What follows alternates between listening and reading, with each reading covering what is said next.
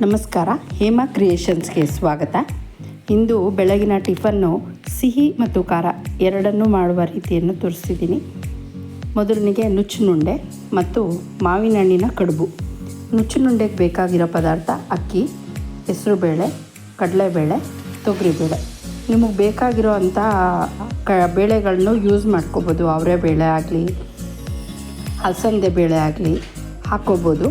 ರಾಜ್ಮಾ ಈ ಥರದನ್ನೆಲ್ಲ ನೆನೆಸಿ ಹಾಕ್ಕೋಬೋದು. ಕಾಯಿ ತುರಿ ಅದಕ್ಕೆ ಎಲ್ಲ ರುಬ್ಕೊಳ್ಳೋದಕ್ಕೆ ಹಾಕ್ಕೋಬೇಕು. ಅದಕ್ಕೆ ಮಿಕ್ಸಿಂಗ್ ಮಾಡ್ಕೊಳ್ಳೋದಕ್ಕೆ ಕೊತ್ತಂಬರಿ ಸೊಪ್ಪು ಮತ್ತು ಸಬ್ಸಿಗೆ, ಕರಿಬೇವು, ಒಣ ಶುಂಠಿ ಇಟ್ಕೊಂಡಿದ್ದೀನಿ. ಒಣ ಶುಂಠಿ ಅಲ್ಲ, ಹಸಿ ಶುಂಠಿನೇ ಇಟ್ಕೊಂಡಿದ್ದೀನಿ. ಇದನ್ನೆಲ್ಲ ರುಬ್ಕೊಳ್ಳೋಣ. ಈಗ ಶುಂಠಿ ಮತ್ತು ನಾನು ಹಸಿ ಮೆಣಸಿಕಾಯಿ ಯೂಸ್ ಮಾಡ್ತಿಲ್ಲ, ಒಣ ಮೆಣಸಿಕಾಯಿನ ಯೂಸ್ ಮಾಡ್ತಾಯಿದ್ದೀನಿ.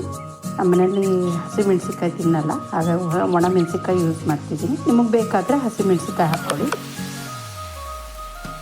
ಮತ್ತು ರುಚಿಗೆ ತಕ್ಕಷ್ಟು ಉಪ್ಪನ್ನ ಸೇರಿಸ್ಕೊಳ್ಳಿ. ನೀವೇನು ನೆನೆಹಾಕಿರ್ತೀರ ಅದಕ್ಕೆ ತಗ್ಗಂಟಾಗಿ ಉಪ್ಪು, ಖಾರ ಎಲ್ಲ ಆ್ಯಡ್ ಮಾಡ್ಕೊಳ್ಳಿ. ತರ್ತರಿಯಾಗಿ ರುಬ್ಕೊಂಡ್ರೆ ಸಾಕು, ತುಂಬ ನುಣ್ಣಗಾಗಿ ಪೇಸ್ಟ್ ಮಾಡೋದು ಬೇಡ. ನಾನು ತರ್ತರಿಯಾಗಿ ರುಬ್ಕೊಂಡಿದ್ದೀನಿ. ರವೆ ಸ್ಟೇಜಲ್ಲಿ ಇದೆ ಅದು. ಇನ್ನು ಹೆಚ್ಚಿರೋ ಅಂಥ ಸೊಪ್ಪುಗಳನ್ನೆಲ್ಲನೂ ಹಾಕ್ಕೋತಾ ಇದ್ದೀನಿ. ಕಾಯಿ ತುರಿನೂ ಹಾಕ್ಕೋತಾ ಇದ್ದೀನಿ. ಹಾಗೆ ಹಾಕ್ಕೊತಾ ಇದ್ದೀನಿ. ನೋಡಿ, ರುಬ್ಬಿಲ್ಲ ನಾನು ಕಾಯಿ ತುರಿನ. ಇದನ್ನೆಲ್ಲ ಹಾಕ್ಕೊಬೇಕು, ಮಿಕ್ಸ್ ಮಾಡ್ಕೊಬೇಕು. ಇದಕ್ಕೆ ಮತ್ತು 1 ಸ್ಪೂನ್ ಜೀರಿಗೆನೂ ಹಾಕ್ಕೋಬೇಕು. 1 ಸ್ಪೂನ್ ಜೀರಿಗೆ, ಚಿಟಿಕೆಯಷ್ಟು ಅರಿಶಿನ, ತುಂಬ ಕಲರಾಗಿ ಚೆನ್ನಾಗಿರುತ್ತೆ. ಅರಿಶಿನ ಹಾಕಿ ಚೆನ್ನಾಗಿ ಮಿಕ್ಸ್ ಮಾಡ್ಕೋಬೇಕು. ಕೈಯಲ್ಲೇ ಚೆನ್ನಾಗಿ ಆ ಸೊಪ್ಪಿಗೆಲ್ಲ ಅಂಟೋ ಹಾಗೆ ಮಿಕ್ಸ್ ಮಾಡ್ಕೋಬೇಕು. ನಾನು ಎಲ್ಲೂ ನೀರು ಹಾಕಿಲ್ಲ, ಹಾಗೆ ರುಬ್ಕೊಂಡು ಮಾಡ್ಕೊಂಡಿದ್ದೀನಿ. ನೋಡಿ, ಗಟ್ಟಿಯಾಗಿದೆ, ಉಂಡೆ ಕಟ್ಟೋ ಹದಕ್ಕೆ ಬಂದಿದೆ. ಇದನ್ನು ತೆಗೆದಿಟ್ಬಿಟ್ಟು ಒಲೆ ಮೇಲೆ ಇಡ್ಲಿ ಪಾತ್ರೆಗೆ ಎಣ್ಣೆ ಸವರಿಸ್ಕೊಂಡು ಇಟ್ಕೊಳ್ಳಿ.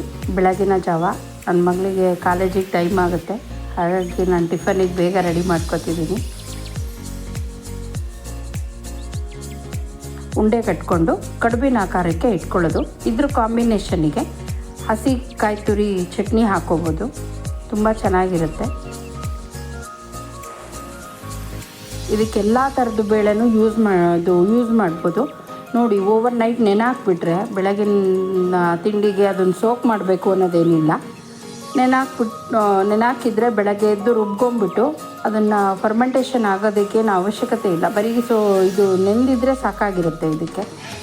ಇದಿಷ್ಟನ್ನು ಇಟ್ಬಿಟ್ಟು ಮುಚ್ಚಿಬಿಟ್ರೆ ಅದ್ರ ಪಾಡಿಗೆ ಅದು ಬೆಂದ್ಕೊಳುತ್ತೆ. ಇದರೊಳಗಡೆ ನಾವು ಸಿಹಿ ಕಡುಬು ಮಾಡ್ಕೊಳ್ಳೋಣ. 1 ಮಾವಿನ ಹಣ್ಣು ತೊಗೊಂಡಿದ್ದೀನಿ, ಕಾಯಿ ತುರಿ, 1 ಕಪ್ಪು ಅಕ್ಕಿ. ನಾನು ಓವರ್ ನೈಟ್ ನೆನೆಹಾಕ್ಕೊಂಡಿದ್ದೆ ಅಕ್ಕಿನ. ಮಾವಿನ ಹಣ್ಣಿನ ಪಲ್ಪು ಮಿಕ್ಸಿಗೆ ಹಾಕ್ಕೊಳ್ಳೋಣ. ಮಾವಿನ ಹಣ್ಣಿನ ಪಲ್ಪು ಮತ್ತು ಬೆಲ್ಲ ಹಾಕ್ಕೋಬೇಕು. ಬೆಲ್ಲ ನಿಮ್ಮ ಮನೆಗೆ ಹೇಗೆ ತಿಂತಾರೆ ರುಚಿಗೆ, ಅಂದರೆ ಸಿಹಿ ಹೇಗಿರುತ್ತೆ ನೋಡಿಕೊಂಡು ಹಾಕ್ಕೊಳ್ಳಿ. ನಮ್ಮ ಮನೇಲಿ ಸ್ವೀಟ್ ಜಾಸ್ತಿನೇ ತಿಂತಾರೆ, ಸೊ ಹಾಗಾಗಿ ನಾನು ಬೆಲ್ಲ ಚೆನ್ನಾಗಿ ಯೂಸ್ ಮಾಡ್ತಿದ್ದೀನಿ.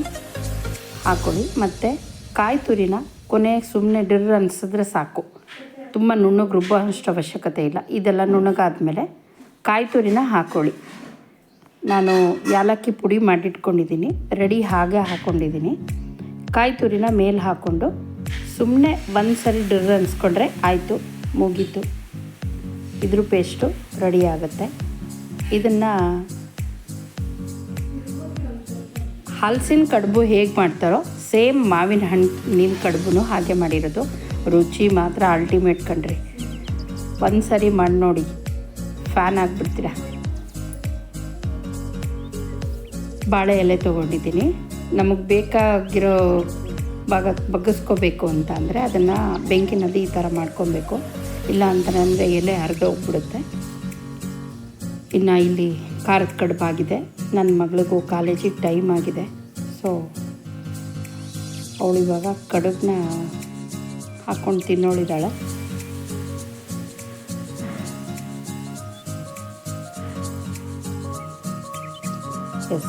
ಕಡುಬು ಹೇಗಿದೆ ಅಂತ ಹೇಳ್ತಾಳೀಗ. ಸೂಪರ್ ಅಂತೆ. ಸೊ ಅವಳು ಹೊರಟಳು. ಸಿಹಿ ಕಡುಬು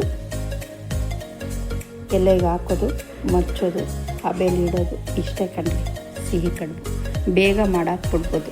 ಹಿಟ್ಟೊಂದು ರುಬ್ಕೊಂಡ್ರೆ ಮುಗೀತು, ಬೇಗ ಟಕ್ಕಂತ ಆಗಿಬಿಡುತ್ತೆ, ಸ್ಪೀಡಾಗಿ ಆಗುತ್ತೆ. ಇದು ಈ ಮಲೆನಾಡು ಕಡೆ ಜಾಸ್ತಿ ಮಾಡ್ತಾರೆ ಈ ಥರದನ್ನೆಲ್ಲನೂ. ಅರಿಶಿಣದ ಎಲೆಯಲ್ಲೂ ಮಾಡ್ತಾರೆ ಮತ್ತು ಹಲಸಿನ ಎಲೆನಲ್ಲೂ ಮಾಡ್ತಾರೆ. ಬಟ್ ನನಗಿಲ್ಲಿ ಅವೈಲೇಬಲ್ ಇರೋದು ನನಗೆ ಬಾಳೆ ಎಲೆ, ಹಾಗಾಗಿ ಬಾಳೆ ಎಲೆ ತೊಗೊಂಡು ಮಾಡಿದ್ದೀನಿ. ನಾನು ಟಿಫನ್ ಮಾಡೋ ಟೈಮ್ ಬಂತು. ನೋಡಿ ಮಾವಿನ ಹಣ್ಣಿನ ಕಡುಬಿನ ರುಚಿ ನಾನು ಈಗ ನೋಡ್ತಾಯಿದ್ದೀನಿ. ಸೂಪರಾಗಿ ಬಂದಿದೆ.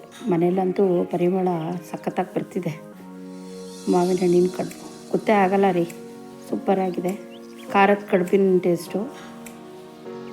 ಒಂದು ಸರಿ ಮಾಡ್ತೀನಿ, ತುಂಬ ಚೆನ್ನಾಗಿರುತ್ತೆ. ನಮಸ್ಕಾರ.